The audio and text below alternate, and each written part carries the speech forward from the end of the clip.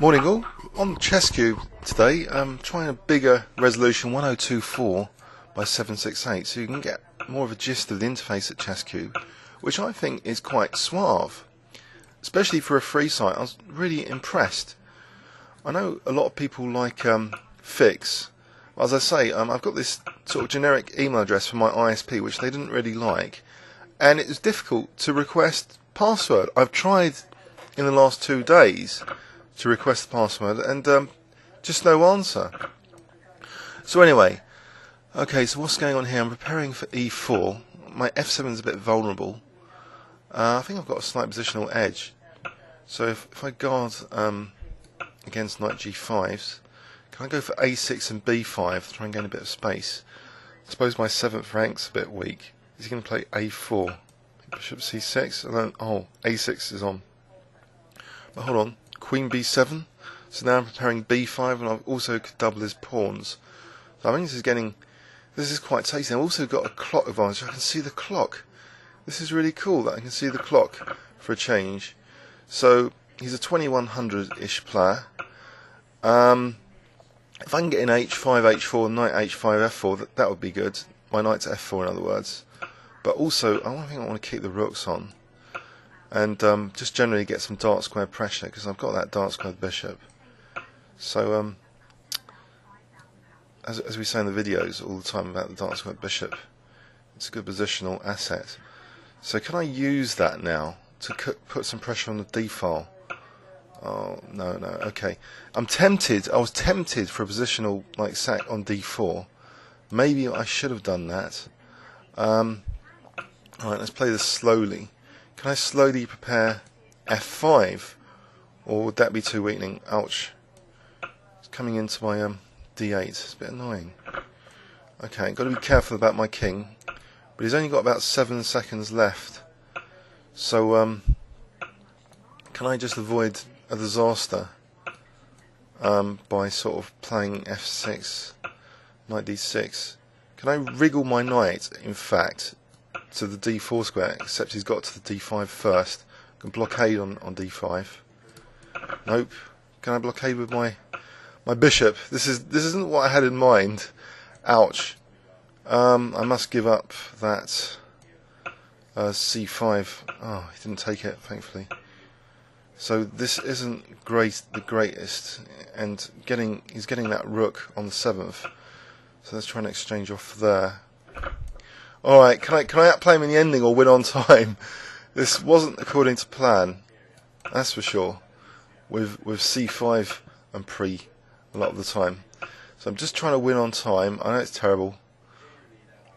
But how comes... Oh, can I go for the h4 pawn now? That's weak.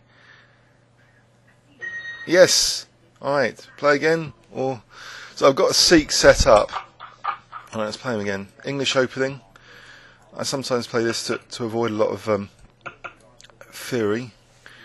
And it's, I think it's still, analysed like every other opening, but just to a lesser extent than say e4. I don't mind the queen exchanges because there's often pressure here, early pressure on black's position if black's not careful. And it seems quite open, the position in many respects.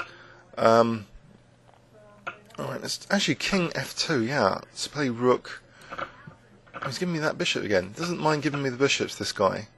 So can I play with the queenside files like the b file and the c file? I tried to do a pre-move there. I thought it was my move. Okay. I've got to be careful about my d2 square now. If he plays rook d8, bishop e3, I guess. Except there might be bishop takes e4, fe, and knight g4. So let's think about this. I really want to get in, actually, just rook c1 without being blown away. If I can get in rook c1. So again, I've got the advantage of the 2 bishops in theory. Okay, let's avoid any bishop takes e4. Can I get this position a bit under control? Nope. I'm still protecting d2, so maybe just exchanging rooks here might relieve some of the pressure and go into this 2 bishops versus bishop and knight. If I just try and exchange off pre-move for rook c1.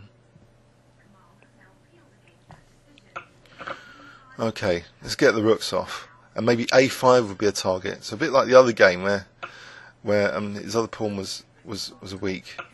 Can I play rook c3 though? It disrupts my plan of bishop d2 though, but I have to defend that b file, I believe.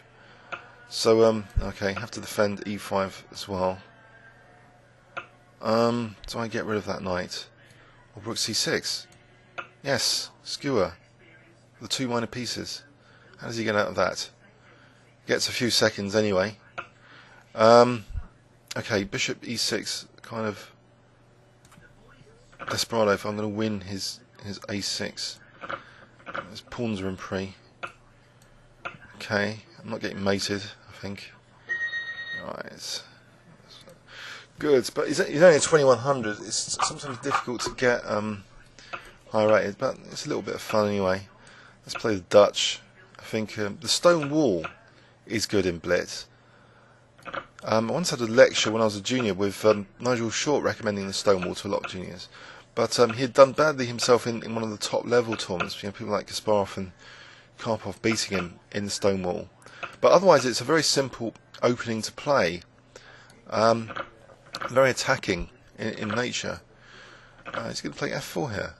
That would be good because he would leave that e3 pawn weak on the semi-open file. Anyway, I've caused some concession there. What about g5? That looks a bit crazy. g5. Okay.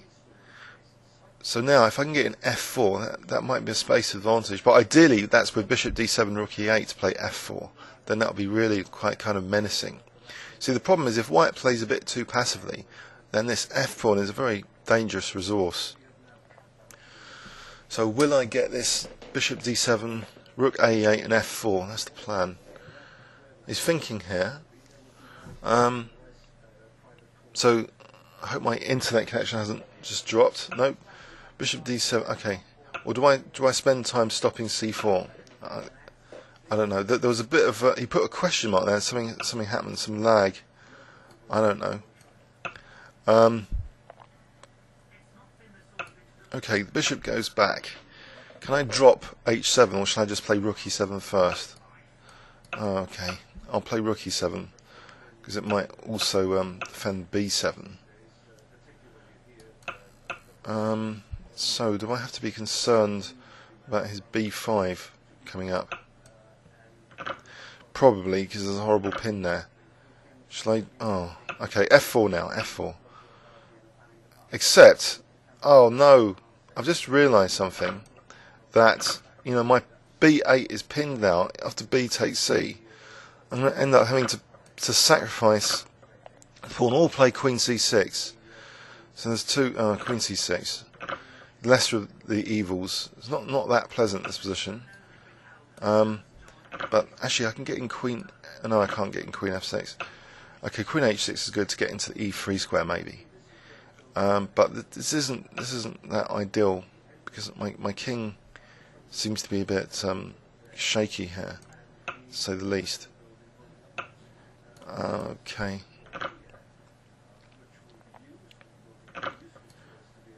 If I play this, all right, let's get the queens off. Try and avoid getting mated, and to be able to play bishop d4, pick up the c5 pawn.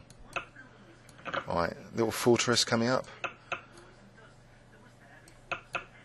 Get my king in. Get the rook in. Good, dangerous pawn. Get the king in further. d4, c3. Okay. A bit more awake, I think, than yesterday's session, but it's not. It's not. The same player maybe is a little bit unfair to pick on. You can see on ChessCube though there is a nice feature that I'm 3-0 up. You can see the match score, and that that gathers some of the spectators. There's 7 spectators as well. So there's some interesting differences between the ICC. So people have different ideas when they set up the server, and it's interesting. It's nice that there's variety. There's some fun features here. Should I just sack e4? I don't know, knight g5 to e6. If I sack that, And I think does he have to stop knight g5 here? Because this is an annoying thing in the king's engine defence when that knight comes to e5, picking up that light square bishop usually. So and you know, again, knight d5 here is really quite kind of, that's going to be like a big pawn or something. All right, let's take the bishop. But what can I do with it? I don't want to make. I want to make sure d4 is covered. So I think c3 at some point. But actually, should I get this rook in to the king side? Yeah, rook a3 to h3. Oh god! But the thing is, I'll let him play knight b4. He's going to take my nice bishop. I'll have to I can stop it now. I can stop knight b4.